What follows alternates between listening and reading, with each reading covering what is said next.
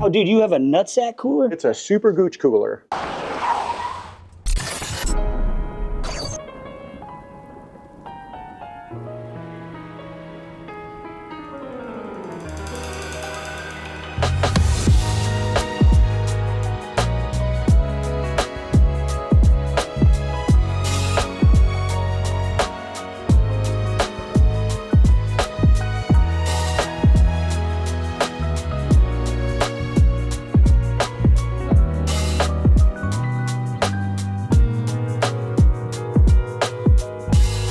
We have made it finally to Santa Rosa to see my favorite psychopath, Mr. Scott Birdsall here. He not only builds sick cars and holds a bunch of records at like Pikes Peak, Bonneville, land speed stuff. He's also raced a two-stroke at Isle of Man. We're up here to shop. I wanted to see this for myself, see what they're building up here, and hopefully scumbag this guy into doing some burnouts. You know that's gonna be easy. Yeah, I know. Let's go. I know. Come on. You've never been a dude that seems to stick to one style. You kind of do everything. My car collection is pretty big, and I have like one of everything. I've got four-wheel drive stuff, Japanese stuff, I've got American stuff. If it's cool, it's cool. I don't really have a specific genre of cars I like to stick into. Like, if it's rad, it's rad. I'm down to swing it. In this shop, this is Chuckles Garage and Resolute Motorsports. We build bomb-proof 911s that you can take out and just beat the absolute shit out of. So this is a full tubular subframe that's built into the factory unibody. Yep. And so it just makes it a lot stronger. And it also holds these 1/8-inch thick aluminum skid plates. So you can see this client is not a cars and coffee guy. This guy takes his car out and beats it so hard he has to ship it from Colorado for us to fix it, and we send it back to him. I developed these with Moton. Okay. So these come, you can get these through Resolute Motorsports. It's a 3-way motorsport damper specifically for these overland 911s. Nice. And then what's this engine package in here? Because I see some nice like little billet. So this thing was smoking a little bit, kind of not so great condition, because this guy really drives it. Like, he beats it hard. So I just sent it over to my boy Batim at BBI, and he did the whole treatment on it. There's a 964 motor in a G50 body. But like 300 horsepower-ish? 300 horse. Yeah. It's not a lot, but these cars don't weigh anything. Yeah. It's like a motor and a pan. It's a rich man's Baja Bug. They're getting down on this crazy first-gen Honda Prelude that we're building, rear-wheel drive, K-Series, 700 horsepower. So it's going to be like just dog box, 700 horsepower street car. Okay, like, it'll be rad. I support that. When we walk through the shop, you'll see a bunch of stuff that's pre-war. I really love pre-war equipment. So this is called a gang drill. These were used before CNCs. Instead of like changing out everything, you would set up your pilot bit, you would set up your 1-inch bit, and then you would just run it down the line. Yeah, drill it, tap it, countersink it, and then like bevel it if you wanted to have like flush things. But it's all on one machine. This thing will be in somebody's shop when I'm dead. It's old equipment, and you can see it's been used for a long time. But then these bad boys here, both of them were used for military service, and they built tanks and boats during World War II. This one was in the Benicia Armory. How many confirmed kills do you think between the two of these? I don't know. You mean like losing body parts? I don't know, because there's no safety features. I meant their contribution to the loss of life. The answer is yes. So you see we got a little frame off deal here. There's a Roadster Shop chassis. Then we got built LS on it, and then we did a carburetor style intake. We're gonna do Holley fuel injection on it. Okay. That way, it's in a 67 Chevelle, so it's gotta look the part. You don't want it looking too modern. So got that OG orange on there. Is that 6-speed back there? Cruiser, baby. Yeah, fast cruiser though, because when this thing's done and the guy takes it out and drives it for a little bit, it's coming back for twin turbos. Hell yeah. And we're gonna do like orange turbos on it and kind of make it look cool. Like OG? Yeah, I like that. What's up with this? So this is a 633 CSI BMW. We put a 2JZ in it, of course. Like, if I had my choice, a 2JZ and everything, like, I own. I think it's the best internal combustion engine ever made. Okay. But by the way, I just want to really quick, my commitment to you. I see we're going to be running AC. Shout out to Vintage Air. Full air conditioning. Vintage Hell Air yeah. in it. Yeah. Hey, respect. You can't have a race car without AC. I have this messed up condition called hypohidrosis, and I can't sweat. So when it's 118 degrees in Bonneville, like, I need that AC or I'm not racing. Yeah, so it's actually a lifesaver. This is going to be a 700 horsepower T56 Magnum, all the good stuff. It's going to have all kinds of radium parts on it. The engine's going to be gorgeous. This is all going to be painted black inside. Hell yeah. But street car, and it's going to rip. We got all our metalworking equipment, press brake. We got the tube bender for making exhaust or making roll cages, stuff like that. You know what? Master of roll cages. He tested it himself by flying off a mountain once in Old Smoky, and I'm not dead.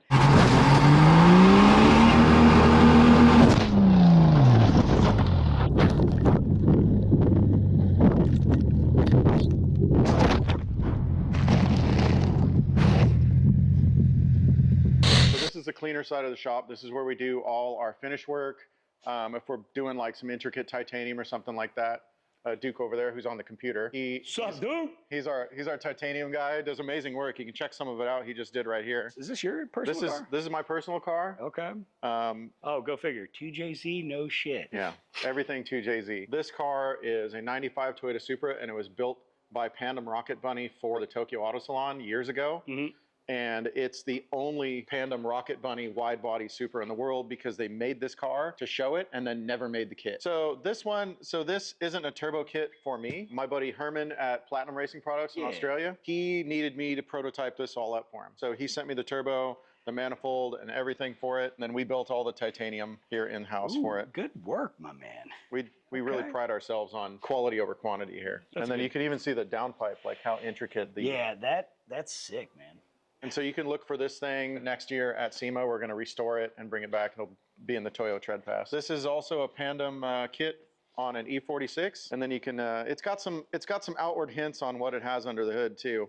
Oh yeah. But we got the big rotiform 18 by 12s in the rear and 18 by 10s in the front. It's got big 6-piston Brembo pistas front and rear. Oh, yo, hold up. This is a good sign. When you got is that a 4-gallon dry sump tank? You got the 4-gallon dry sump tank in there. Yeah. Okay. That pedal box looks. So this thing is meant for actual. Yeah. This is going to be like a time attack. Hold on, I'm dying. Let's pop the hood up. Oh, yeah, that's what I'm talking about. That's much better. So we got the Corvette LT4 supercharged motor in here. This is a crate motor from Chevy. Okay. It's bone stock, but it's got a warranty. 650 horsepower. We've been building this car so long that the warranty is far gone. Well, then sounds like it needs to open up and get a hog ass cam. I mean, yeah. It's one of the cheapest, like 650 horsepower kits that you can just throw in your car, and it's dead reliable. Oh yeah. And then you can see the headers we made for it. Duke made those too. And this isn't how it's going to be. Like, we're going to have different spark plug things on it. Because these are just sitting here. So obviously they don't, nothing touches the headers. Well, it's as close to the primary as possible, preferably touching. You'd be surprised how much I see that here. I see it a lot too. All right, can we pause for a second to take in the absolutely insane diversity and level of detail in these builds at Scotty's shop? I mean, we haven't even made it to the most insane cars in his lineup, and already we've covered classic rally Porsche, frame-off American muscle, over-the-top JDM, super sleeper engine swap German executive, and a full Euro race car build. Yeah, wild. By my calculations, we're deep into the 7 figures in build cost here, and if you're watching this video, it's probably safe to assume that you too have experienced the flogging your bank account and credit cards take during a build. I mean, after all, this game ain't cheap. Hell, I've fallen victim to my own reckless spending on a number of projects in the past. If you too have experienced this, I may have a solution for you. Now, earlier this year, I started using Monarch to get my finances in order, and somehow I convinced them to sponsor this video, which is rad because I actually like the app, and it helped me get my egregious spending in check so that I can continue building cars and making videos for you guys free of charge. So check it out. Monarch is a personal finance platform that brings all of your accounts, cards, loans, investments into one super clean, easy to navigate dashboard. And look, I gotta be honest with you guys, because whoever designed this user interface deserves a raise, because it's quite pleasant to work with and navigate. Now look, the thing I like about it is that you get to see everything in one place. Your accounts, spending, net worth, debt payoff progress, and reoccurring bills. It's all in one beautifully laid out view. And it syncs with over 13,000 different institutions. So you get a fast, secure setup with all major banks, credit cards, and brokerages. Now for me, it helped big time when it comes to structuring monthly budgets. You can separate fixed versus flexible spending. You can customize rules and categories to keep everything organized without rigidity, which we need a little flexibility here. Now you can also create goals, which has been super helpful in my case, right? You can build save up goals tied to real accounts for things like emergency fund, travel, big purchases, ridiculous engines, you know, that sort of stuff.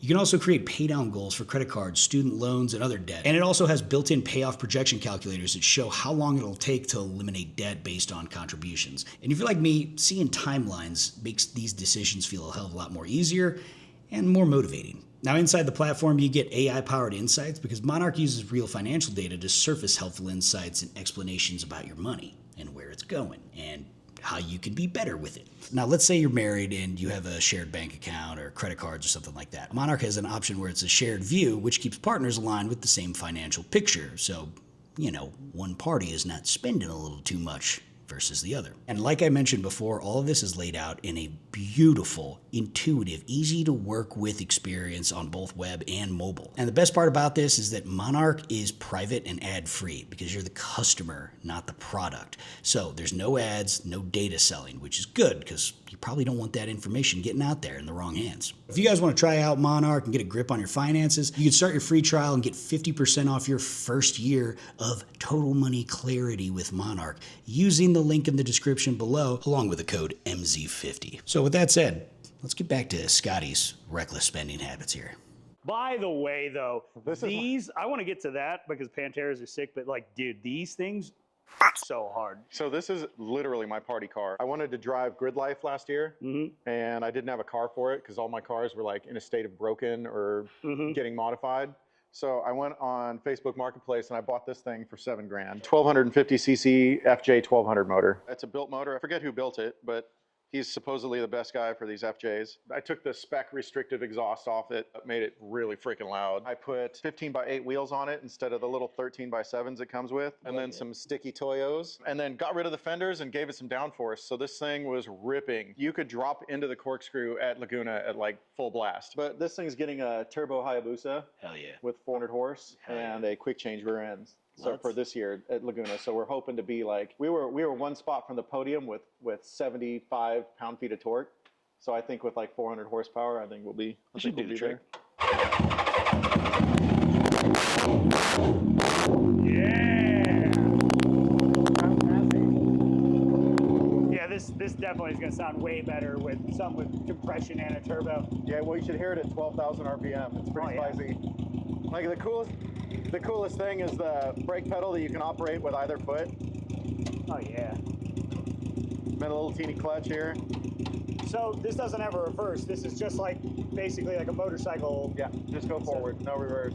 Can we talk about this real quick? So yeah, by the way, we got the classics on it. Right, okay. the CCWs, nice classy touch here, and the R888 Toyos. When I first glanced at it, I was like, oh, did you put a sock motor in it? Because I just kind of like walked by it really quick. That's the cool thing about these motors. You can go on Facebook Marketplace and buy one of these motors for $1,500. Yeah. Like in like an old Navigator. Because they came in like a billion trucks. Yeah. Well, no, only the Navigator came in the 32 valve. Oh. So the other ones were all 3-valve engines or 2-valve engines. Yeah. So this is a dual overhead cam 5.4. Cobra R had the 5.4. Yep. This is kind of like that, but this would be out of a Navigator. So just, like the 8-stack is sick.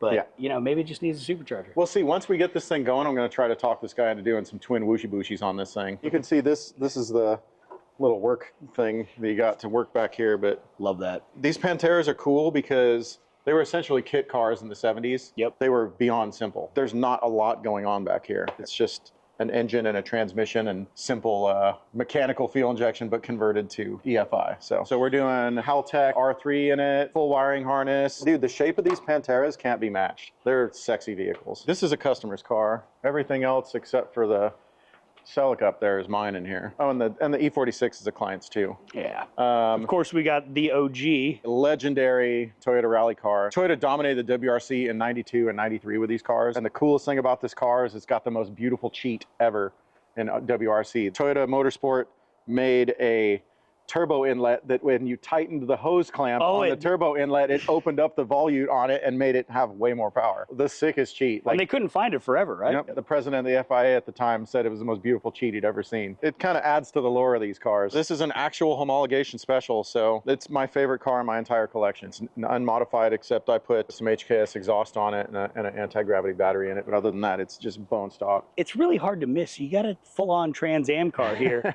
but it's got enormous aero. So this is my Pikes Peak car for this year. My buddy Pat owns Safecraft. He basically threw this one down for the game. And so this is the Safecraft Amsoil Pikes Peak car for the year. Wait a minute. I see a turbo. Yeah. I see a supercharger. And a roots blower. And I see a motor that's really strange. What the fuck is that? It looks like an old Indy car motor. Yeah, what is it? So that actually doesn't even run on gasoline. That is a diesel engine. That's a 3-liter V6 made by VM Motori. I've had terrible luck with these engines in my LMP. But Pat had this in his trophy truck for Baja, and you can't kill this motor. So we're just going to keep this one in there. It's got a bazillion hours on it, and it's probably beat to hell, but it runs good. It still makes tons of power, and we're gonna go send it up the mountain. If you blow it up, I mean, this is a perfect candidate for an SB 2.2 or an RO7, you know what I'm saying? What kind of power does this make? This one probably makes 650, 700. Okay. So like respectable. But like a bunch of torque. This wing is huge. Yeah, so this is actually, this is the same wing I had on Old Smoky. Yeah, it looks so much bigger on this. It's made by APR Performance, and it's a triple element, like massive downforce wing. In fact, you can put this thing at like full attack, almost straight up and down, and just get all the downforce. This is a pure race car. This started life as a TA2 Trans Am car. Yep. Now it's a TA2 Trans Am car with a diesel, and it's going to go up the mountain with its hair on fire.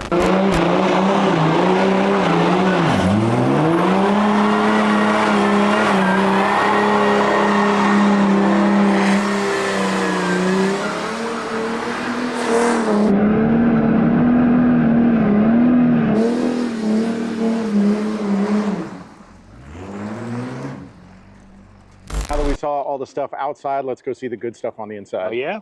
We got goods? We got goodies. Let's go. We got some fast stuff in here. So this is my personal shop, and it's also a NorCal Auto Spa where we do detailing and stuff like that. But this is the fastest mini truck on the planet. 252 miles an hour at Bonneville and 1,500 horsepower 2JZ GT. And the engine's made by Dart. So Dart built the engine, sent it to us, and we went out and set some records with it. Damn, all right.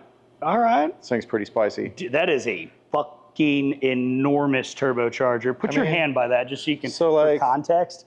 Yeah. That is huge. So that is the Garrett G55. That's a hog. Yeah. EJ and I built this, and this uses 2 Vibrant intercooler cores, and then Platinum Racing Products. My boy Herman at Platinum. Shout out to Herms. Shout out to Herman. We got his cam gears, his drive system here, a lot of nice aluminum tasty dress up stuff. The IGN 1A coils, which are good for like bazillion freaking horsepower. All the radium goodies. Tile blow-off valve, Garrett turbo, Garrett wastegate. I see 2 stacks of injectors on this. Yeah. What size injector do you run? So this is the best part. So it's got 2 big radium fuel rails, and then those are 12 ID 2600 injectors. So this thing runs. What fuel is this on? Methanol. Oh, it's on methanol. Yeah, this thing runs pure meth. Hell yeah. And it's spicy. So like I said, it holds 3 records at Bonneville. 252 miles an hour was our exit speed with it last year.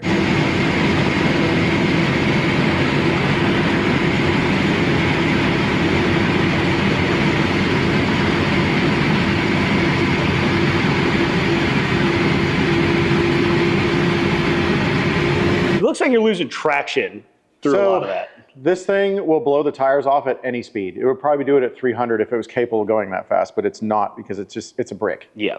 We're not allowed any aerodynamic improvements other than this little splitter here, a bed cover. Just a little guy. It's like a little guy. Well, you want it to reduce lift, but not add drag. So that's why it's got a tiny little lip on it. This is the second turbo we had on it. We had a G45 on it, and it fit. But for this turbo, we actually had to cut the fender out and make a recess here so we could fit the turbo. And then my boy Lawrence from LS Fabrication, he does all the tuning and everything for this. Nice, man. What is power output like? I mean, like obviously it's probably capable of making more than you're actually able to use. You could make 2,500 horse. Oh yeah. We run this thing conservatively at 1,500 because it needs to be reliable, because I'm keeping the candle lit for 5 miles instead of like a quarter mile at a time. This thing is lit and at 9,000 RPM for 5 miles. Pikes Peak is scary, but driving a mini truck that was designed to go like 80 miles an hour at 250 miles an hour is way scarier. On salt, where you have no traction and your tires are 4 inches wide. Pop this thing open. Yeah, man. let's check it out the inside. Let's see the office. This is an extra cab, so the benefit is the engine is so set back to fit in there that I actually sit in the back seat. And we got the Pro Mod style cage here. We got Sawbelt X-Pad seat for me, and then a Sawbelt GT3 seat for the, not customer, for the passenger. Yep. Dude. I guess if I sell fear, he's a customer, right? Yeah, exactly. Nice, man. You got the. Let me turn it on so you can see that. Yeah, let's see that Haltech dash, bro. You got the. So you got the keypad down here within reach. It's nice. Yep. Yeah, you got the keypad down here. I'm actually going to put the keypad up here because one thing I've got on there is this thing has 5 different boost settings, and I actually went 252 miles an hour on setting 3 of 5. So I had a ton more boost left. So we weren't even into the capability of this motor. Yeah. You can't use it. It's just so nasty. But you know, see, we got the Willwood hanging pedal assembly here, which is where your knees would normally be in the truck.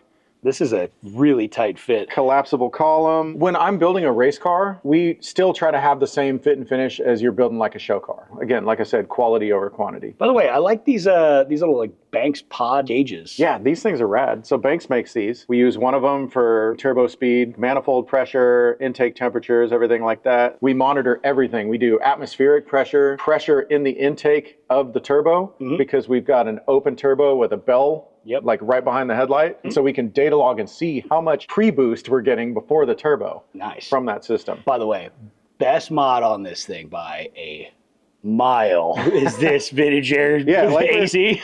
So like we were talking earlier, like I have to stay cool in here because I can't sweat. It sucks. But with the AC in here, we leave this thing idling at the line, turn the AC on, and it's like a crispy 70 degrees in here, and it's 118 outside. It's super nice. My favorite mod is actually right here. You can't see it. In this, the air conditioning is actually plumbed up. Oh, dude, you have a nutsack cooler? It's a super gooch cooler, and it works really good. Like I can feel it through my freaking 20-layer suit. Everything is top-line motorsport in this truck. It might be a stock-bodied pickup, but this has like no expense spared for components in it. What did this cost to build, dude? So we actually, if any of my customers are watching this, I will not do this. We shut down the shop for 3 months and built this truck, like everybody on it. Usually when you rush something that's a piece of shit, we went out and set records off the trailer with this truck.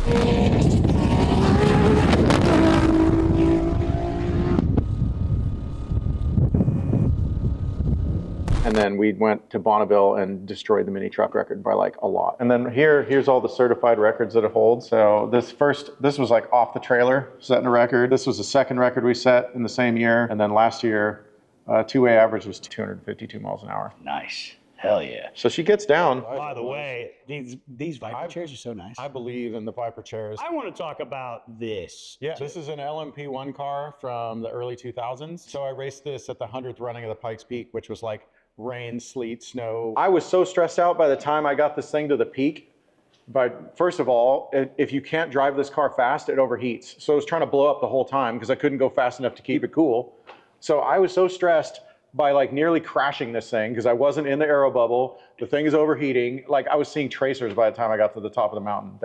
That race was not something I want to repeat. Nice. Thing is pretty sick though. Yeah, so this is... Here, drop that down. So it's compound turbocharged, same motor as in the TA2 car out there. I'm gonna pull the diesel out of this. This wasn't my favorite car to drive at Pikes Peak. We're gonna put something spicy like a Judd V10. These were the most dangerous LMP cars of their day because they were open cockpit. So this thing is still open cockpit, but for Pikes Peak, we had to put a rowdy cage in it in case I yeeted it off the mountain. It's basically like a more engineered, modern Can-Am car from like the 70s. It's exactly what this is. And like Old Smoky, this car has no aids, has no ABS, no traction control. It's just a man's race car. You get in and you make it do what you can make it do. But what kind of torque does it make? Over 1,000. And this is a full downforce car. So you have to drive this thing at speed for it to work. And if you slow down, it's like an F1 car. Nothing works. It's going right off the track. So it's like a full commitment thing. I really like driving this car, but for some reason we've had the worst luck with this engine and we're gonna repower it and make it fun. I think now it's about time to try to scumbag Scott into doing something dumb. You don't even have to scumbag me because I'm already ready to party. So let's do something dumb. Let's go.